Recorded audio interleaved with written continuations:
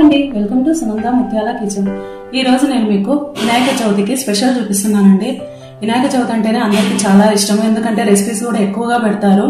నేను చేసే రెసిపీలలో మీకు నచ్చినాయంటే ఈజీగా చూపిస్తున్నాను, మీరు కూడా ట్రై చేస్తారని అనుకుంటున్నాను। ఫస్ట్ వినాయకుడికి ఇష్టమైన రవ్వ ఉండ్రాళ్ళు తయారు చేసి చూపిస్తాను। రవ్వ ఉండ్రాళ్ళు అని చెప్తున్నాను కదా, ఫస్ట్ 3 కప్పుల వాటర్ వేసుకోవాలా। ఏ కప్పు మనం కొలత తీసుకుంటామో అదే కప్పుకు వాటర్ అనేది తీసుకోవాలి। నేను 3 కప్పులు తీసుకుంటున్నాను। ఈ రవ్వ ఉండ్రాలకు బియ్యపు రవ్వ వాడుతున్నానండి నేను। వాటర్ అనేది బాగా బాయిల్ అవుతుంది। నేను శనగపాయలు 3 టేబుల్ స్పూన్లు ఒక 20 నిమిషాలు వాటర్లో నానబెట్టినానండి। పచ్చి శనగపప్పు ఇవన్నీ దీంట్లోకి వేసేస్తున్నాను। తర్వాత ఇందులో 1 టేబుల్ స్పూను జీలకర్ర, ఇది కూడా దీంట్లోనే వేసుకోవాలా। ఇది ఒక 10 నిమిషాలు ఇట్లనే సిమ్లోనే మనము వీటిని ఉడికించుకోవాలా। ఇందులో చిటికెడు సాల్ట్ అనేది యాడ్ చేస్తున్నాను నేను। ఇది ఇట్లనే 10 నిమిషాలు అనేది బాగా ఉడకాల। శనగపాయలన్నీ ఉడికిపోయినాయి। ఇప్పుడు నేను ఏ కప్పుతో వాటర్ వేసానో అదే కప్పుకి బియ్యపు రవ్వ కూడా తీసుకున్నానండి। ఈ విధంగా వేసి కలుపుకోవాలా మొత్తము। ఇది మీడియం ఫ్లేమ్లోనే మొత్తం ఉడకాల। ఇందులో కొద్దిగా నెయ్యి అనేది యాడ్ చేస్తున్నాను। ఈ విధంగా వేసి మొత్తం కలుపుకోవాలి। ఇదే విధంగా సిమ్లోనే పెట్టేసుకోవాలి। ఇప్పుడు ఇది 10 నిమిషాలు అనేది ఉడకాల బాగా। 10 నిమిషాల తర్వాత రవ్వ అనేది ఈ విధంగా అయిపోయిందండి, మొత్తం ఉడికిపోయింది। ఇప్పుడు స్టవ్ ఆఫ్ చేసి దీన్ని అంతా కలిపి మనం ప్లేట్లోకి తీసుకోవాలి।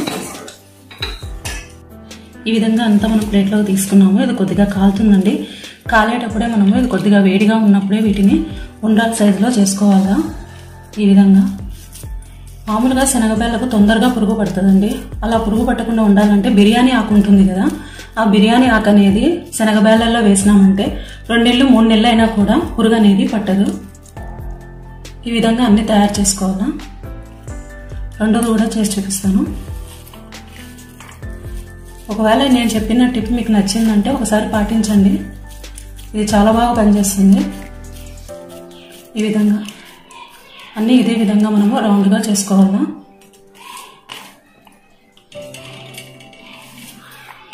ఇది చల్లారిపోయింది అనుకోండి, సరిగా మనకు ఇట్లా ఉండాలాగా చేసేకి కష్టమవుతుంది, అందుకే నేను వాటర్ కూడా పెట్టుకున్నాను పక్కన।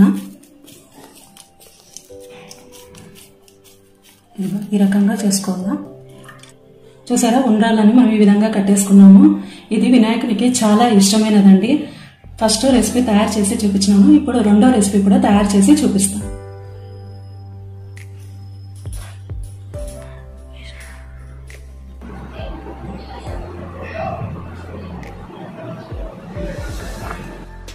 రెండో ఐటమ్ వచ్చేసి పూర్ణం తయారు చేసే విధానం చూపిస్తాను। ఈ గ్లాస్కి నేను శనగపాయలు తీసుకున్నాను, 3 విజిల్లు వచ్చే వరకు కుక్కర్లో ఉడికించి ఈ విధంగా తీసుకున్నామండి। దీంట్లో వాటర్ అంతా తీసేసినాము। ఇది ఒక 10 నిమిషాలు మనము పక్కన పెట్టేసుకోవాలా, వాటర్ అనేది ఉండకూడదు। ఇప్పుడు ఈ 2 కలిపి నేను మిక్సీకి వేసి పూర్ణం తయారు చేస్తాను। మీరు కావాలనుకుంటే గ్రైండర్లో కూడా వేసుకోవచ్చు దీన్ని। పూర్ణం అనేది ఈ విధంగా వచ్చిందండి। ఇప్పుడు నెక్స్ట్ ప్రాసెస్ చూపిస్తాను। ముందుగా నేను కజ్జికాయలు చూపిస్తాను, పూర్ణం కజ్జికాయలు। దానికి నేను 1 గ్లాస్ మైదా తీసుకున్నాను। దీని ప్లేస్లో మీరు గోధుమ పిండి అయినా వాడవచ్చు, సుజ్జీ రవ్వ అయినా వాడుకోవచ్చు అండి। ఈ విధంగా దీంట్లో వేసేసుకోవాలి మొత్తం పిండి అంతా। కొద్దిగా సాల్ట్ యాడ్ చేసుకోవాలి ఇందులో। పిండి అంతా ఈ విధంగా కలుపుకున్నాక కొద్దిగా వాటర్ వేసి మనము కలుపుకోవాలా। ఇది పూరి పిండి ఏ విధంగా వస్తుందో అంత గట్టిగాను పిండిని మనము కలుపుకోవాలా। వాటర్ అనేది ఎక్కువగా వేసుకోకూడదండి, అందుకే నేను కొద్దిగా వాటర్ వేసి కలిపి చూపిస్తున్నాను। పిండిని ఈ విధంగా కలుపుకున్నాక మొత్తం నెయ్యి అనేది దీనికి మొత్తం ఈ విధంగా పోసేసి ఒక 2 నిమిషాలు బాగా పిండిని అనేది సాగాల। పిండిని బాగా సాగితే మనకు కజ్జికాయలు అనేవి బాగా వస్తాయండి, లేదంటే సరిగా అనేది రాదు। ఈ విధంగా ఒక మినిమం ఒక 5 నిమిషాలన్నా వీటిని ఈ విధంగా సాదుకోవాలా। ఈ విధంగా కలిపిన తర్వాత ఒక ప్లేట్ పెట్టేసి దీనిపైన ఒక 10 నిమిషాలు వీటికి రెస్ట్ ఇవ్వాలి।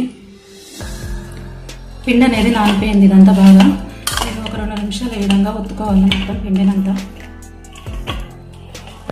ఈ విధంగా చేసుకున్న తర్వాత కొద్దిగా చిన్న నిమ్మకాయ సైజు అంతా బాల్స్ మాదిరి చేసుకోవాలా। ఈ విధంగా మిగతావన్నీ అదే విధంగా అన్నీ చేసుకోవాలా। ఈ విధంగా చేసుకోవాలా। అన్నీ ఇదే విధంగా చేసుకున్నానండి. ఇప్పుడు తయారు చేసే విధానం చూపిస్తాను. నేను గోధుమ పిండి అద్దుకున్నానండి. దీనికి ఈ విధంగా తిక్కుకోవాలి. పూరీ సైజ్ తిక్కుకుంటే సరిపోతుంది. ఈ రకంగా మొత్తం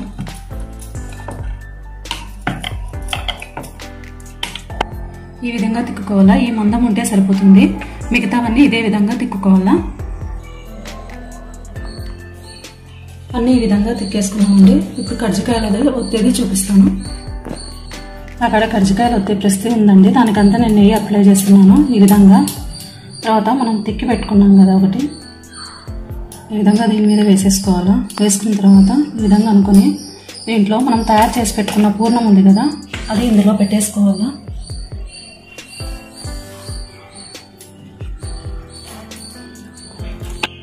ఇందులో పెట్టుకోవాలండి. సెంటర్లో ఈ విధంగా పెట్టేసుకొని దీన్ని ఈ విధంగా క్లోజ్ చేసేసుకోవాలి. ఈ విధంగా ఎక్స్ట్రా ఉండేదంతా మనం తీసేసుకోవచ్చు. ఇది మళ్ళీ మనము కజ్జికాయకి తిక్కడానికి ఉపయోగపడుతుంది. ఈ పిండి అంతా కూడా ఈ రకంగా పక్కన పెట్టేస్తున్నాము. తర్వాత దీన్ని ఈ విధంగా ఓపెన్ చేస్తే సరిపోతుంది. నిదానంగా ఈ విధంగా వస్తాయండి. ఇది చాలా ఈజీ. నిదానంగా ఈ విధంగా తీసుకుంటే షేప్ కూడా వస్తుంది. ఈ రకంగా మిగతావన్నీ ఇదే విధంగా చేసుకోవాలి. నెక్స్ట్ అది కూడా దీనికి మళ్ళీ నెయ్యి అప్లై చేస్తున్నాను. అప్లై చేసిన తర్వాత ఇందులో మనం తిక్కి పెట్టుకున్నాం కదా, దీని మీద వేసేసుకొని మళ్ళీ కొద్దిగా పూర్ణం అనేది ఇందులో పెట్టేసుకుంటే సరిపోతుంది. కొద్దిగా పెట్టేసుకోవాలండి, ఎందుకంటే మళ్ళీ బయటకు వచ్చేస్తుంది అంతా. అయితే ఇట్లా క్లోజ్ చేసేసుకోవాలా. ఈ విధంగా మొత్తం ఎక్స్ట్రా అంతా తీసేసుకోవాలా. చూసారా ఎంత ఈజీనో. ఈ విధంగా తీసుకుంటే సరిపోతుంది మొత్తం. చూసారా ఈ విధంగా తీసుకోవాలి. అన్నీ ఇదే రకంగా చేసుకోవాలండి. ప్రతిదానికి ఇట్లా నెయ్యి అనేది అప్లై చేసుకోవాలా. ఈ విధంగా కజ్జికాయలు తయారైనాయండి. మీకు ఇంకొక మెథడ్ కూడా చూపిస్తాను పూర్ణంతోనే. ఈ విధంగా ఒకటి మళ్ళీ తిక్కింది తీసుకున్నానండి. దాంట్లో పూర్ణం అనేది పెట్టుకున్నాను. ఈ రకంగా దీన్ని మర్చుకోవాలా 2 ఏళ్ళతో. ఈ రకంగా అంతా ఇదే విధంగా మనము మర్చుకోవాలా. మొత్తం మామూలుగా మమోస్కి మనం ఏ విధంగా మనము మర్చుకుంటామో అదే విధంగా దీన్ని కూడా మర్చుకోవాలా. మొత్తం ఇదే విధంగా రావాలా నీట్గా. చూసారా ఎంత బాగా వస్తుందో. మొత్తం ఈ రకంగానే చేసుకోవాలా. కావాలనుకుంటే పైన కొంచెం తగ్గించాలనుకుంటే కొద్దిగా తీసేసుకోవచ్చు. ఈ విధంగా మొత్తం చుట్టూ సైడ్లో కూడా నీట్గా వచ్చింది. మీకు ఇట్లా రాకపోతే చేత్తో అయినా కూడా ఈ విధంగా ప్రెస్ చేసుకోవచ్చు. ఈ రకంగా వేస్తే బాగా కనపడుతుంది. చూసే కూడా ఈ విధంగా ప్రెస్ చేసుకోవాలి. చూపిస్తాను. చూసారా ఎంత నీట్గా వచ్చిందో. అన్నీ ఇదే విధంగా చేసుకోవాలా. రెండోది కూడా చూపిస్తున్నానండి. ఈ విధంగా నేను 1 స్పూనే తీసుకున్నాను పూర్ణము, చిన్న స్పూన్తో. ఈ విధంగా మొత్తం ఈ రకంగా మర్చుకోవాలా. చూడండి ఈ రకంగా తీసుకొని మర్చుకోవాలి. తర్వాత ఈ విధంగా ఇటుపక్క ప్రెస్ చేసుకోవాలా. ఈ రకంగా వన్ సైడ్ ఆపోజిట్ ఇటు ఒకసారి అటు ఒకసారి. తర్వాత దీన్ని ఈ విధంగా తీసుకోవాలి. మొత్తము కింద ఈ విధంగా అనుకుంటూ ప్రెస్ చేసుకుంటే సరిపోతుంది. షేప్ అనేది వస్తుంది మనకి. ఈ విధంగా చూసారా ఎంత నీట్గా ఉందో. ఇది పైన కొద్దిగా తీసేసుకుంటే ఎక్స్ట్రా సరిపోతుంది. ఇది ఈ విధంగా చూసారా ఈ విధంగా అనేది వస్తుంది. అన్నీ ఇదే విధంగా చేసుకోవాలా. అన్నీ ఈ విధంగా తయారు చేసుకున్నాం కదా, వీటిని ఒక 5 నిమిషాలు పక్కన పెట్టేసేద్దాము. మీకు ఇంకొక మెథడ్ కూడా చూపిస్తాను. ఇప్పుడు పూర్ణం పిండితో ఇంకొక రకం చూపిస్తున్నానండి. ఇది 3 గ్లాసుల బియ్యానికి 1 గ్లాసు ఉద్దులు వేసి ఒక 6 గంటలు నీళ్ళలో నానబెట్టేసిన తర్వాత వాటిని నీట్గా శుభ్రం చేసి తర్వాత మిక్సీకి వేసుకున్నానండి. ఈ పిండి మనకు దోశ ప్యాటర్న్ ఏ విధంగా వస్తుందో ఆ విధంగా చేసుకోవాలా. ఇందులో 1.5 టేబుల్ స్పూన్ మైదా తీసుకొని ఇందులో యాడ్ చేసుకోవాలా. ఇదంతా కలిపేసుకోవాలా మొత్తం నీట్గా. కొంచెం సాల్ట్ అండి యాడ్ చేసుకోవాలి ఇందులో. చేసుకున్న తర్వాత ఇదంతా మొత్తం కలుపుకోవాలా నీట్గా. వాటర్ అనేది యూజ్ చేయకూడదు ఇందులో. ఇట్లా పిండి అనేది తయారు చేసుకున్నాము. మనం తయారు చేసి పెట్టుకున్న పూర్ణం ఉంది కదా, ఈ విధంగాను నిమ్మకాయ సైజ్ అంతా బాల్స్ నేను తయారు చేసుకున్నాను. ఇందాక నేను బియ్య పిండిదే ఒకటి తయారు చేసి చూపించినాను కదా, దాంట్లోకి ఇది యూజ్ చేసుకోవాలా. పూర్ణంని ఈ విధంగా బాల్స్ మాత్రమే తయారు చేసుకోవాలండి. అన్నీ ఇదే విధంగా నేను తయారు చేసి పెట్టుకున్నాను. స్టవ్ వెలిగించేసేసి ఇట్లా కడాయి పెట్టేసినామండి. ఇందులో నేను ఆయిల్ వేసినాను. ఆయిల్ కూడా బాగా కాగింది. ఇప్పుడు మనం తయారు చేసి పెట్టుకుని ఇప్పుడు మీడియం ఫ్లేమ్లోనే పెట్టుకోవాలా. మనం తయారు చేసి పెట్టుకున్న కజ్జికాయలు ఉన్నాయి కదా, ఇందులో వేసేసుకోవాలా. పూర్ణం కజ్జికాయలు ఈ విధంగా అన్నీ ఇదే విధంగా వేసుకోవాలి. ఈ విధంగా అన్నీ వేసుకున్న తర్వాత అన్నీ కలుపుకోవాలండి. ఈ విధంగా కలుపుకున్న తర్వాత ఒక 3 నుంచి 5 నిమిషాలు మీడియం ఫ్లేమ్ మీదనే వీటిని ఎర్రగా కాల్చుకోవాలా. చూసారా ఎంత మంచి కలర్ వచ్చినాయో. మిగతావి కూడా ఇదే విధంగా మనము కాల్చుకున్నాము. కజ్జికాయలు అయిపోయినాయండి. మనం రెండో రకం చేసుకున్నాం కదా, ఈ విధంగా ఇవి కూడా ఆయిల్లోనే వేసుకొని కాల్చుకోవాలా. ఒక్కొక్కటి వేసుకోవాలా. ఈ రకంగా అంటే మీడియం ఫ్లేమ్ మీదనే కాల్చుకోవాలండి. అన్నీ వేసేసుకున్నాము. ఈ విధంగా మీడియం ఫ్లేమ్ మీదనే కాల్చుకోవాలా. ఇవన్నీ వన్ సైడ్ ఏగినాయండి. రెండో సైడ్కి మనం ఇట్లా తిప్పుకోవాలా నిదానంగా. ఇవన్నీ కాయినాయండి, మొత్తం ఏగిపోయినాయి. వీటిని సర్వింగ్ ప్లేట్లోకి తీసుకున్నాము. ఇవన్నీ తయారైపోయినాయండి. ఇప్పుడు పూర్ణాలతో మనము దోసపిండిలో అద్ది వేసేద్దాము. మనం ఇప్పుడు పూర్ణాలు కూడా వేసుకుందామండి. పిండిలో అత్తేసి ఈ విధంగా ఒక్కొక్కటి వేసుకోవాలా. పూర్ణాలని ఈ విధంగా పిండిలో అద్ది వేసినాం కదా, ఇవి సిమ్లోనే వేయించుకోవాలండి. ఇవన్నీ ఏగినాయండి. వీటిని సర్వింగ్ ప్లేట్లోకి తీసుకున్నాము. చూసారా పూర్ణంతో తయారు చేసే 3 రెసిపీస్ ఎంత బాగా వచ్చినాయో. వినాయకుడికి కూడా ఇవి చాలా ఇష్టము. ఒకవేళ ఈ రెసిపీ కనుక మీకు నచ్చిందంటే దీన్ని పండగకి తప్పకుండా ట్రై చేయండి. వాటర్ అనేది బాగా కాగిందండి. 1 గ్లాస్ వాటర్కి 1 గ్లాసు రైస్ పౌడర్ అండి. ఇదంతా దీంట్లోకి వేసుకోవాలా. వేసుకున్న తర్వాత వీటిని ఈ విధంగా కలుపుకోవాలా. ఇది మీడియం ఫ్లేమ్ మీదనే ఉడికించుకోవాలండి. ఇదంతా ఈ రకంగా కలుపుకోవాలా. పిండి అంతా ఇదంతా వాటర్లోకి మొత్తం అంతా ఇంకిపోయిందండి. ఇదంతా సరిపోయింది. ఇప్పుడు స్టవ్ ఆఫ్ చేసి ఒక ప్లేట్లోకి తీసుకుందాం. దీన్నంతా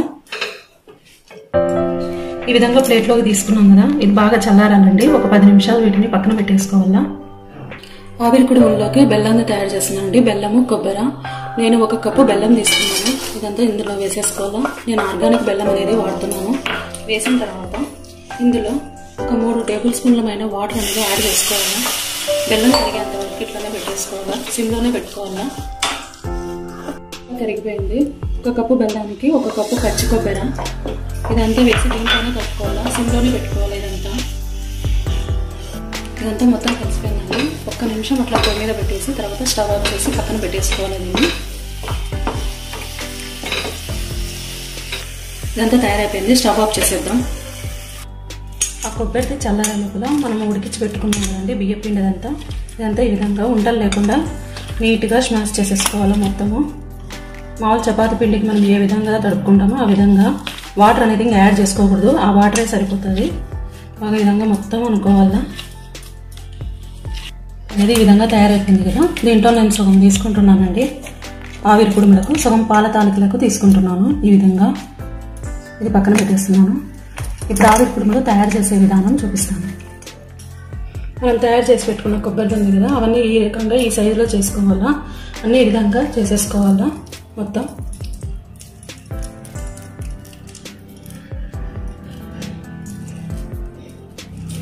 బియ్య పిండి తీసుకున్నాం కదండి, అవన్నీ ఈ విధంగా ఉంటలాగా చేసేసుకోవాలా. రౌండ్గా చేసుకున్న తర్వాత ఈ విధంగా ఒత్తుకొని మనము ఈ రకంగా ఒక గిన్నె షేప్లో చేసుకోవాలా. అందుకనే బాగా సాదాలండి ఇది పిండి ఉడికిన వెంటనే.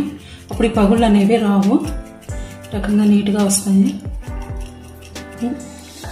ఈ విధంగా అనుకోవాలా. గిన్నె షేప్లో మనం తయారు చేసి పెట్టుకున్నాం కదా కొబ్బరిది, అదంతా పెట్టేసి కొంచెం చేతికి అనేది వాటర్ అప్లై చేసుకోవాలండి. ఈ రకంగా చేసుకున్న తర్వాత అంతా ఈ విధంగా క్లోజ్ చేసేసుకోవాలా మొత్తము. ఈ విధంగా ఇట్లా ప్రెస్ చేసేసుకొని మొత్తము క్లోజ్ అనేది చేసుకోవాలా. ఈ రకంగా అంతా ఇదే విధంగా చేసుకోవాలండి అన్నీ.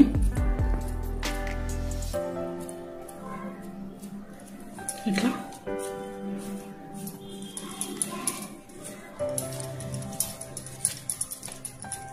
చూసారా బాగా ఎంత బాగా వచ్చిందో. ఈ రకంగా మొత్తం క్లోజ్ అయిపోయింది. అన్నీ ఇదే విధంగా చేసుకోవాలా. ఆవిరి కుడుములు అనేవి ఈ విధంగా అన్నీ తయారు చేసి పెట్టుకున్నామండి. మనము ఇడ్లీ ప్లేట్ తీసేసుకొని దీంట్లో నేను కొద్దిగా నెయ్యి అనేది అప్లై చేస్తున్నాను. ఈ విధంగా అప్లై చేసిన తర్వాత మనం తయారు చేసి పెట్టుకున్నాం కదా, అవన్నీ ఈ రకంగా ఇడ్లీ ప్లేట్లలో పెట్టుకోవాలా. మామూలుగా మనం ఇడ్లీకి ఏ విధంగా పెట్టుకుంటామో ఆ విధంగా పెట్టేసుకుని 10 నుంచి 15 నిమిషాలు మనము ఇడ్లీ పాత్రలో పెట్టేసి ఆవిరి మీద ఉడికించుకోవాలా. దీని మీద మూత పెట్టేసుకోవాలండి ఇడ్లీ పాత్రలో. ఇది 10 నుంచి 15 నిమిషాలు పెట్టేసుకోవాలా. అది సిమ్లోనే పెట్టేసుకోవాలా. ఇప్పుడు 10 నిమిషాలు దాటిపోయిందండి. అయినా ఏమో చూస్తాము. అయినా అండి ఇప్పుడు స్టవ్ ఆఫ్ చేసి వీటిని తీసేసుకున్నాము. కిడ్నీస్ అన్ని రెడీగా తీసుకున్నామండి. ఈ విధంగా ఎంత బాగా వచ్చిందో చూడండి. అన్నీ ఇదే విధంగా తీసుకోవాలా. చూసారా ఆవిరి కుడుములు ఎంత బాగా వచ్చినాయో. నెక్స్ట్ రెసిపీ వచ్చేసి పాల తాలికలండి. నేను 1 కప్పు బెల్లం తీసుకుంటున్నాను. ఇందులో 1 గ్లాస్ వాటర్ అనేది యాడ్ చేసుకుంటున్నాను. ఈ విధంగా బెల్లం అంతా కరిగే వరకు సిమ్లోనే పెట్టేసుకోవాలా. బెల్లం అంతా కరిగిపోయింది. ఇప్పుడు స్టవ్ ఆఫ్ చేసి దీన్ని పక్కన పెట్టేసుకుందాం. ఆల్రెడీ ఇందాక ఆవిరి కుడుములు చేసేటప్పుడు బియ్యం పిండి ఉడికించి పెట్టుకున్నాను కదండి. దాంట్లో నేను సగం తీసి పెట్టుకున్నాను కదా, అది ఈ విధంగా అనుకోవాలా. మొత్తము దీంట్లో ఆఫ్ చేసుకోవాలా. చేసుకున్న తర్వాత ఇట్లా అనుకోవాలా. దీంట్లో మళ్ళీ ఆఫ్ చేసుకోవాలా. ఈ విధంగా ఈ రకంగా సన్నగా చేసుకోవాలండి. మొత్తం అంతా పిండినంతా ఈ విధంగా చేసుకోవాలండి. ఇట్లా సన్నగా అన్నీ ఇదే విధంగా చేసుకోవాలా. పాల తాలికలన్నీ ఈ విధంగా తయారైనాయండి. ఇప్పుడు మనం స్టవ్ వెలిగించేసి బాణలు పెట్టేసుకుందాం. ఇందులో 1/2 గ్లాస్ వాటర్ వేసుకుంటున్నానండి. తర్వాత 1 గ్లాస్ పాలు వాడుకుంటున్నాను. ఈ విధంగా వేసుకోవాలా. పాలు అనేది బాగా కాగాల. పాలు బాగా కాగినాయి. మనం తయారు చేసి పెట్టుకున్నాం కదా బియ్య పిండితో తాలికలు, అవన్నీ ఇందులో వేసేసుకోవాలా. మొత్తము ఈ రకంగా ఇదంతా సిమ్లోనే మనము ఉడికించుకోవాలా. పాల తాలికలు అన్నీ వేసేసినాం కదా, ఇవన్నీ ఈ విధంగానే సిమ్లోనే ఉడకాలండి. ఒక 5 నిమిషాల నుంచి 10 నిమిషాల వరకు ఉడకాల. ఎప్పుడైనా పాలు మనం కాగబెట్టేటప్పుడు ముందు వాటర్ వేసి తర్వాత పాలు వేసి కాగబెడితే అడుగున గిన్నెకి అనేది పాలు అనేది అతుక్కోదండి. మీగడ కూడా ఏది అతుక్కోదు, నీట్గా ఉంటుంది. ఇది బాగా ఉడుకుతుందండి. ఉడికినా ఏమో చూద్దాం. పాల తాలికలు అనేవి ఈ విధంగా ఒకటి తీసుకున్నాం, కట్ చేస్తే తెలిసిపోతుంది. బాగా ఉడికిపోయినాయండి. ఇప్పుడు స్టవ్ ఆఫ్ చేసుకోవాలా. స్టవ్ వెలిగించేసి బాండ్లు పెట్టేసి 1 టేబుల్ స్పూన్ నెయ్యి వేసుకున్నామండి. నెయ్యి అనేది కరగాల. ఇందులో పచ్చి కొబ్బరి 3 టేబుల్ స్పూన్ ఇట్లా సన్నగా కట్ చేసుకున్నాము. ఇదంతా ఇందులో వేసి వేయించుకోవాలా. నెయ్యిలోనే వేయించుకోవాలా. ఇందులో గోడంబి ద్రాక్ష కూడా వేసుకోవాలా. అన్నీ ఇదే విధంగా వేయించుకోవాలండి. ఇవన్నీ ఏగిపోయినాయి. స్టవ్ ఆఫ్ చేసుకుంటే సరిపోతుంది. మనం వేయించి పెట్టుకున్న గోడంబి అవన్నీ ఉన్నాయి కదండి, అన్నీ ఇందులోనే వేసి కలుపుకోవాలా. ఈ రకంగా బెల్లం సిరపండి ఇందాక మనము పానకంలో పెట్టేసినాం కదా, అదంతా ఇందులో కలుపుకోవాలా. వేసుకోవాలి. మొత్తం చల్లారినాకనే కలుపుకోవాలి. మొత్తము ఈ విధంగా మొత్తం కలిపేసుకోవాలి. కలిపేసిన తర్వాత ఇది మూత పెట్టేసి ఒక 5 నిమిషాలు ఇట్లానే ఉంచేసుకోవాలి. ఇదంతా తయారైపోయిందండి. ఇప్పుడు సర్వింగ్ బౌల్లోకి తీసుకుందాము. చూసారా ఎంత బాగా వచ్చిందో పాల తాలికలు. ఇవి వినాయకుడికి చాలా ఇష్టం అండి. ఇది కంపల్సరీగా పెడతారు నైవేద్యం కింద. ఒకవేళ ఈ రెసిపీ కనుక మీకు నచ్చిందంటే ఇది మాత్రం కంపల్సరీగా ట్రై చేయండి. నేను చేసిన ఈ రెసిపీస్ అన్ని మీకు నచ్చినాయంటే లైక్ చేయండి, షేర్ చేయండి, సబ్స్క్రైబ్ చేయండి. రేపు కొత్త రెసిపీతో మళ్ళీ మీ ముందుకు వస్తాను. ఓకే, బాయ్ అండి.